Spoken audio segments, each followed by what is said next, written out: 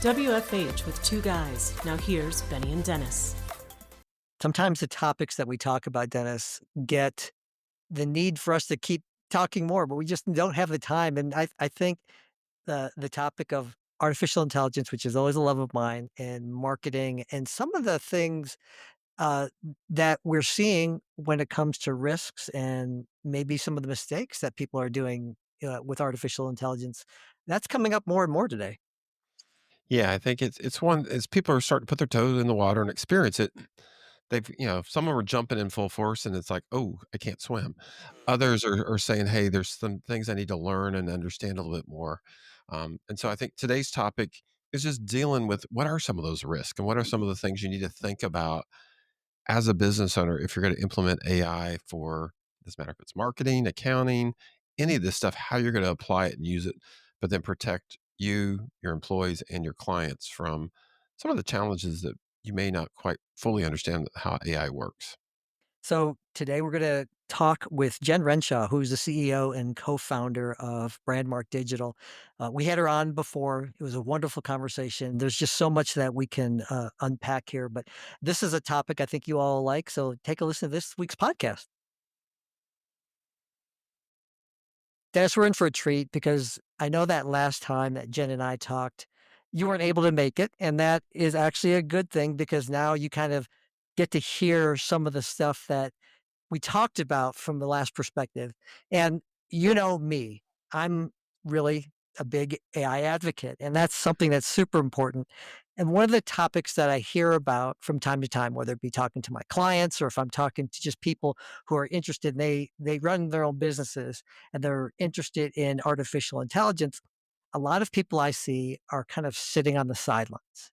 They're waiting, and they whether it be an excuse or the fact they're waiting for it to mature, I really think this is a big mistake. I don't know what your perspective is, Dennis. I know I brought you a little bit into the AI fold a while ago, and I know you've kind of adapted to it, but what do you think? Yeah, AI has turned into be a good friend of mine as well now. You've got me hooked on it. And so there's different tools that I'm using. And I think you and I are actually this afternoon meeting with another group talking about tools that we use for AI. So we're kind of becoming, I won't say experts, but to your point, we're probably further advanced than most of the people that I talk to. Most Right. people are still, some of them haven't even put their toes in the water yet. Right. Um, they hear about it on TV, they kind of turn their head, but it's like, there's all kinds of great things you can do with it, but there's risks that you got to be aware of as well. And so Mhm. today, Jen Renshaw is joining us, and we're going to talk about her background's marketing, but she's using AI, and she's going to talk about the risk and the rewards of using AI in marketing. And as we talked before, some of these apply to lots of other avenues of your business. It's not just marketing. But Jen, welcome. It's great to have you back. Thank you. I'm happy to be here and can't Yeah, wait to talk more about AI. absolutely. Last time we talked about your approach with regards to artificial intelligence and from a marketing perspective, but I really wanted to dive in a little bit deeper. And one of the topics that you had mentioned was the idea of the risks of using AI, the risks of not using AI as far as marketing in your business goes. So I think this is a really fascinating, interesting topic, but maybe you can kind of tell us a little bit about, from your perspective, what you're seeing out there. Definitely. So I want to let's first talk about some of the risks of using AI. So starting out, I mean, obviously data privacy and security is a huge, huge concern for most people, whether that be Mhm. legal departments or CFOs, CTOs. Mhm. Um, they are all very concerned about where that data is being housed, how it's Mhm. being used, is it being used responsibly, and just making sure that you are using the tools that allow you to both protect your data as well as not use your data for its training models. Okay. So really looking at are my settings set to make sure that my data is being as secure and private as possible. And the challenge because we had Jim Cripp on a couple weeks ago talking about how he's got a tool that he can tell you all the way down to the VIN number of your cars. And I mean, it's frightening. and that, there's data security around all this stuff, but these systems are smart enough and intelligent enough to start looking for trends and things you're doing, that companies are doing their job, but there's other tools out there that are still pulling all this stuff together. And so as a person, you can't get upset sometimes at the company maybe you're working with, because they are truly protecting your data. But if you're going on websites, if you're, doing all this other stuff behind the scenes, that AI is smart enough to know, hey, here's what you're doing. 'Cause the other day I was looking at, my wife and I were talking about a sofa. I was not even on the internet, but we have Alexa in the house. And sure enough, both of us, 2 hours later, we're on a Facebook or something, and it pops up and you start getting all the sofa ads. And so it's happening around us. And as companies, we have to do our best to protect, but also as individuals, you have to be aware of what you're doing. Yes, 100%. Definitely. So in terms of data privacy and protection, you have to be aware. And obviously, if you're in the healthcare field, in the finance field, you're working on very yeah, I won't say secretive, but we worry about things like industrial espionage and whatnot. But those are things that we have to be aware of and be able to address. So it's our role responsibility to understand some of the inner workings of how how all of this stuff is being handled and taken care of. So the due diligence that we are tasked with as stewards of this technology, this powerful technology, it's just that it really is a matter of going one step beyond, isn't it, Jen? I mean, we have to really kind of do a little bit of research and just not blindly accept that this is the way it's going to be done, or I'm trusting this is the way it's always been done, right? Yes, definitely. And I would say, too, in terms of privacy and security, make sure you're talking to your legal department or legal team. They always will have some good insights. And a lot of people are missing, they need to be updating their policies on their websites and everything to show how they're actually using AI and disclose that information. And so the first conversation I would be having is with legal, and then the second would be with your CTO. And again, those are areas that, that you just sometimes you take for granted. But I as do. business owners, you've got to look at this, and AI puts a whole different spin on it. Definitely. Absolutely. So let's move on to the second point, which you kind of told us a little bit about, and I thought this was really fascinating. When we originally started talking about this, this is something that we kind of put our hands off the wheel sometimes and don't worry about it. And I'll kind of bring this area, the area of bias and discrimination. I thought that was really interesting. Yeah. That is something that has been a concern. It's getting better, I would say, with each of the model releases. It has gotten a little bit better, but it's still something that you need to take into account when generating specifically content using AI. So that bias and discrimination, if you think about it, those algorithms that AI is using are being trained on data that already exists. And as we know, any data that exists reflects some sort of existing bias. And so it can perpetuate those biases in its output. And that can really lead to discriminatory marketing practices, um, alienate potential clients, things like that. So, really looking at what is being generated with a fine tooth comb and making sure that you are not perpetuating a bias is very important. Yeah, and that applies to if you're not even using AI. But I mean, Oh, AI probably definitely. exaggerates it even that much more, because it's taking things that you have done and around, and pulling it together, and making those biases even more noticed, I guess Yeah. would be the best way to say it. So Yeah. be aware. Yes. You all might remember too as well. This is before ChatGPT came out and all this. Microsoft released a chatbot that unto the world, and it was just go ahead and have these conversations, and it kind of evolved into being like white supremacist talk and all this kind of really horrible stuff. I mean, it's and they have obviously shut it down pretty quickly. But the idea was is that early models were really horrible at it, and now they've gotten so much better. But still, it's the onus is on you to make sure that it's being done in a more responsible way. But Especially if you're trying to make it where the end user doesn't realize it's AI and you do something discriminatory or bias through AI, you're gonna get blamed. So Yes. you need to review it, think about it, check it. This is one that you're gonna come up here in a little bit. You still have to have human intervention looking at some of this stuff. You can't just turn AI on and let it run in certain avenues. Correct.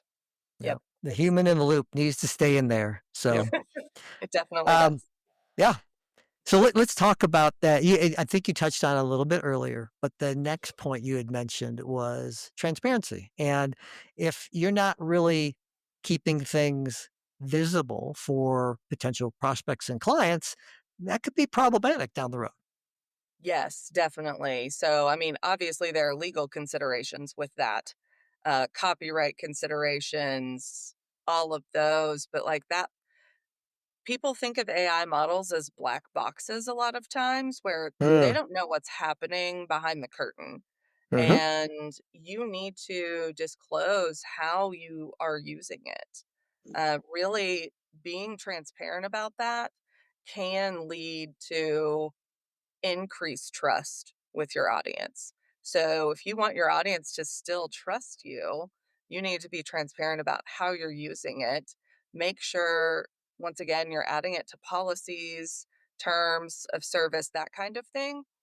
But also, even in emails, I love whenever I see, even in an email signature, like uh, 80% AI generated, 100% human approved. Something along those lines that lets me know, oh, they used AI to generate this, but I also know for certain that they reviewed it before they sent it out. And that gives me an increased amount of trust, not distrust that comes with that lack of transparency. Yeah, no, I like that. That's a good one. I don't have that on mine, but I use AI a lot or Chat GPT for Yeah, some of my Mhm. emails just because if I'd have had Chat GPT back in high school, I'd have been a great student in English. Um, so wouldn't we um, all? it's We like, all would God, have it's gotten a, an A. we all got A's because, but I like that comment where, because I use it, but I review every one of them and usually I'll change the wording a little bit or give it my own flair because it's like, okay, that looks really good, but that's not how Dennis Jackson would write this. Right. Um, and makes those tweaks. But I like that. That's a great note to add at the bottom of your signature. Yeah. Or even Yep. presentations as well. I've seen it there. Yeah. And I would say too, this just kind of my observation is that there's some level of expectation. I think with especially some of the more sophisticated folks out there understand. I have an expectation, that people are going to be using AI in some form or fashion. I don't really want a lot of this stuff, for someone to be kind of slaving over something that maybe sounds okay. That could have been done in like 5 minutes with artificial intelligence, so they can work on a different task for me, or they can, that way. Scale is important, even in such a small level. But it, if I'm not, if you're not using it in some capacity, I'm more surprised and I know I'm running into businesses that don't, but I'm actually more shocked when I find out people aren't using AI for some of their stuff. So, Well, and we can all tell when we get those emails that have, oh yeah, I've been looking up and found that you were, a great candidate for something that we're doing. It's like, no, you're not. There's some AI tool looking that thing up, and you're just blasting this thing out. I don't even get past the first sentence. I just delete it. So it's like, and you guys before we were recording made the comment because I always put hope all's well, and you're like, hey, that's probably not a good one to start because AI usually starts with that. hope So it's you are like, well. Yeah, yeah, yeah, it's like, if you, okay, that Well, was actually human generated by me on my yeah, emails, but it's yeah. one where, hey, there's things you can do because we're all becoming aware of what's being sent to, especially through AI or LinkedIn, of what's coming from AI and what's truly coming from a human being. Well, and Jen, I guess this kind of rolls on a little bit into the next area that you had mentioned before. And, some of the things that people have feared, but also from a business owner's perspective, we're starting, we were super excited about AI and that AI is going to be able to just do everything for me. And I don't have to do anything anymore. I'm just going to basically turn on the bots and I'm going to sit back and, be drinking mint juleps on the beach. Right. if only. Yeah. That sounds way more fun than doing it, but, I wouldn't recommend it. So, yeah, I think there's definitely an over-reliance on AI at times, Mhm, and to the point of job displacement. And so it's very important to maintain the human oversight there because relying too heavily on AI can really lead to a loss of creativity and critical thinking. Those are the two areas that I think humans excel and where we need to be leveraging ourselves and our skills over the AI. mhm, So there's obviously AI can do portions of jobs now, and it will, but you need to be focusing on the things like creativity and critical thinking in order to add that human component that we do better than the AI does. mhm. No, Yeah. I agree. I agree. And again, AI is a great tool to help get ideas, but to your point, Yes, you still have to then put your flair, put your representation of you or your organization into it to do the things that you're going to do. Otherwise, it feels like it's a computer generating, sending those emails or sending that marketing material out or whatever it's doing. Um, at that point, it adds no value. I mean, you actually right. probably hurt your brand more than you help your brand at that point.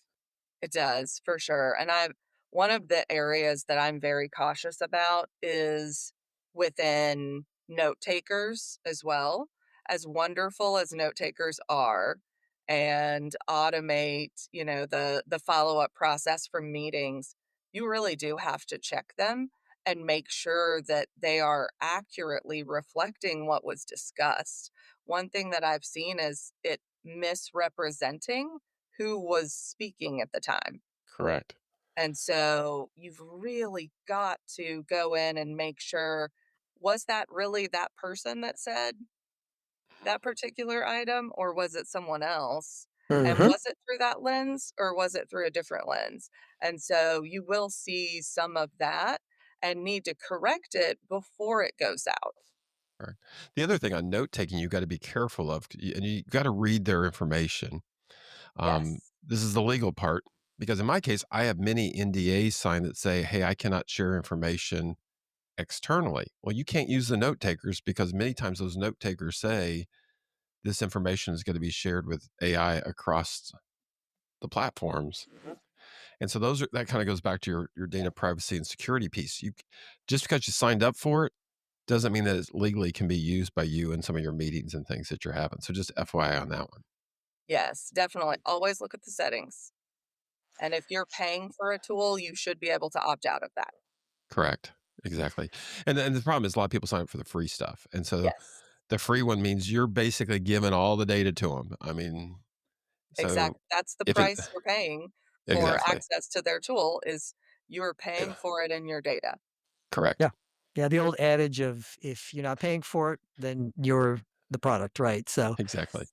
Hey, so well, let's talk about some of the benefits of AI. And Jen, I know before we recorded, you had a list there. I mean, let's jump in there and kind of talk about the things that are good. Yeah, so I think it's more around the risk of not using AI as Mm, well. So there's obviously a big risk in not having any adoption, and the biggest one being falling behind your competition. Your competitors are going to be using this even if you aren't, and you're probably like by not adopting it, you're going to lose ground on whether that be in efficiency and personalization, engagement, any of those things. And you don't want to fall behind your competition.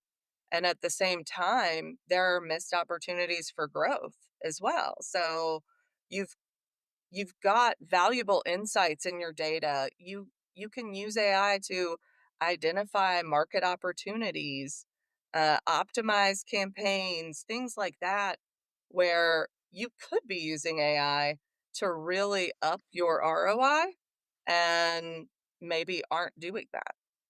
yeah. So that's another risk I see of not using AI.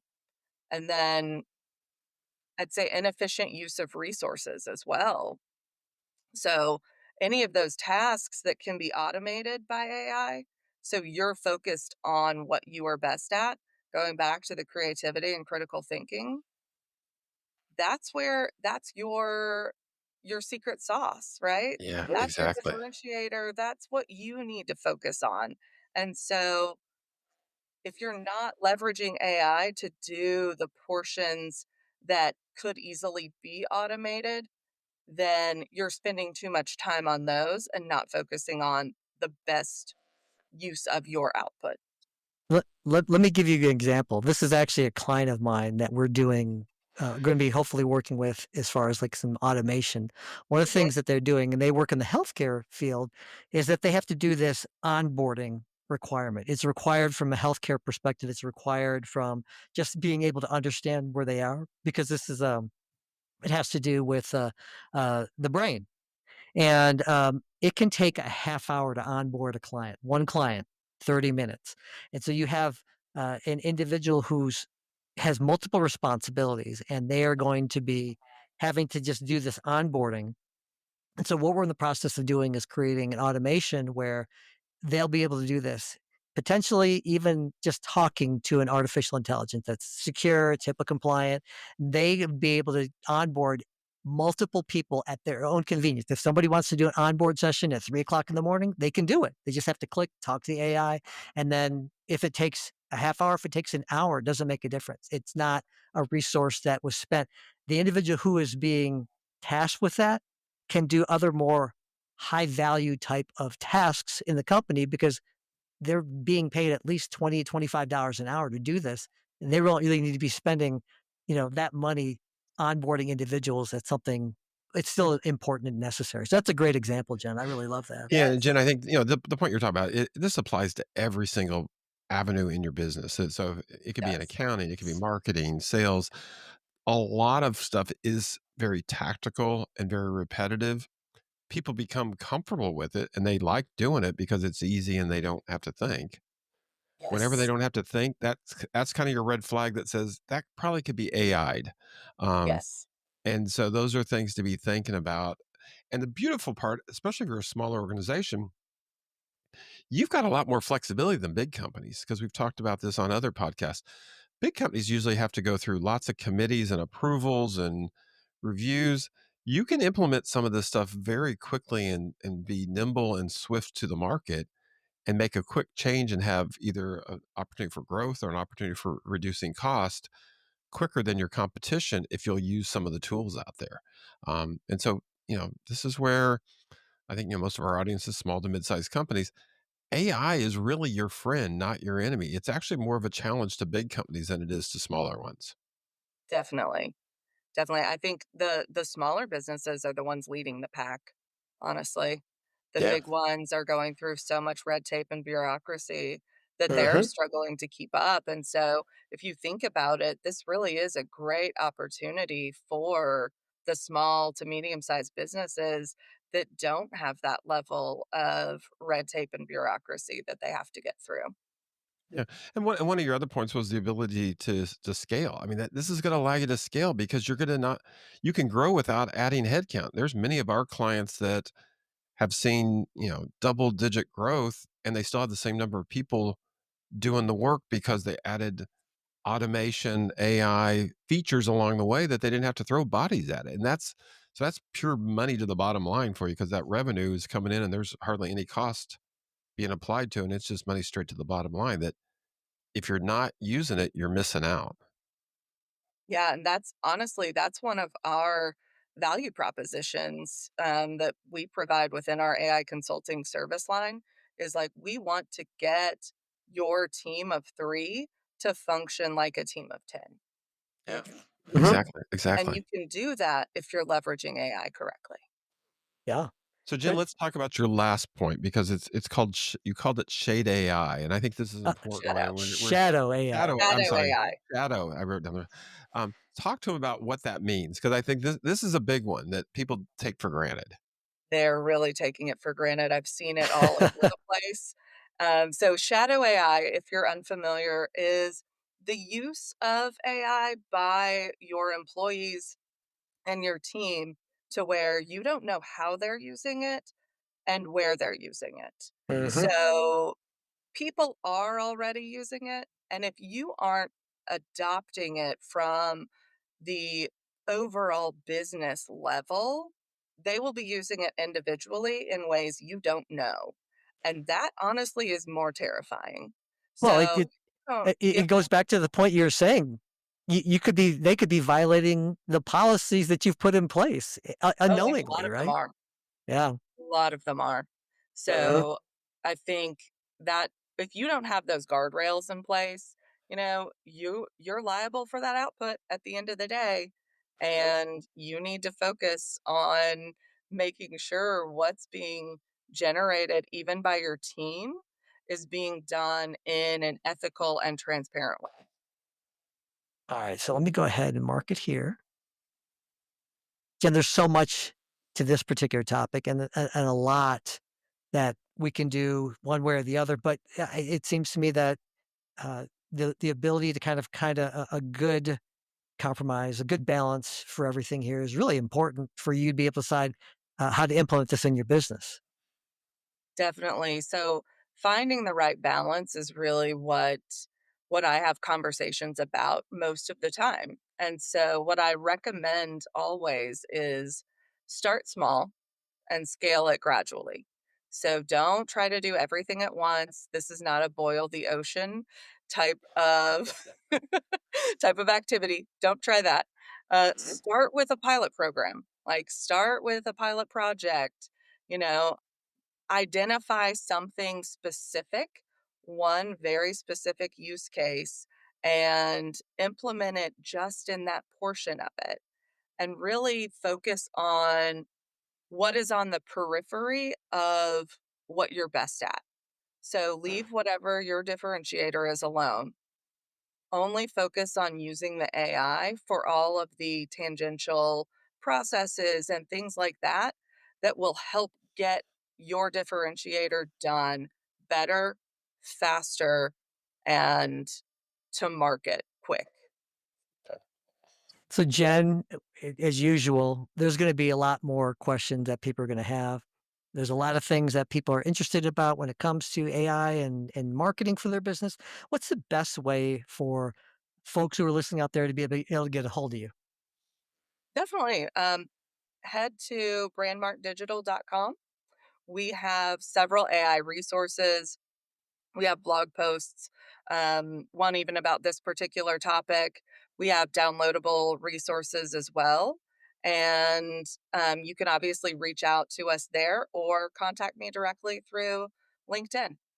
Either of those avenues work great. Fantastic. Jen Renshaw, CEO and co-founder of Brandmark Digital. Thank you so much for spending time with us today. We really appreciate it. This is a fascinating topic. Of course, I love always coming on your show. Thanks We so enjoyed much. having you. It was great. Yes, thank you. Thanks, guys. Well, Dennis, that's another podcast in the can. I know that a lot of you all want to know how to get in touch with us. Dennis, what's the best way for folks to be able to get a hold of you?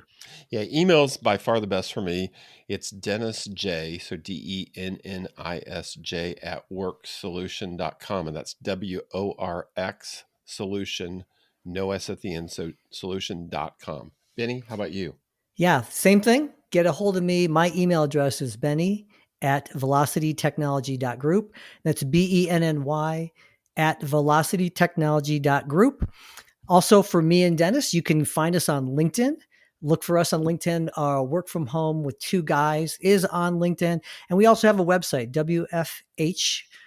with two guys.com. Look us up. You'll find all the past episodes and some little bits of information that maybe we don't get a chance to talk to on the podcast. We put it out there too as well. And definitely share us with your friends and people in your network. Absolutely. Let us know what we can do to make this podcast your podcast. Give us some ideas. And if you'd like to be a guest, let us know. We'll talk to you guys soon. You've been listening to WFH with Two Guys. We'll see you next time.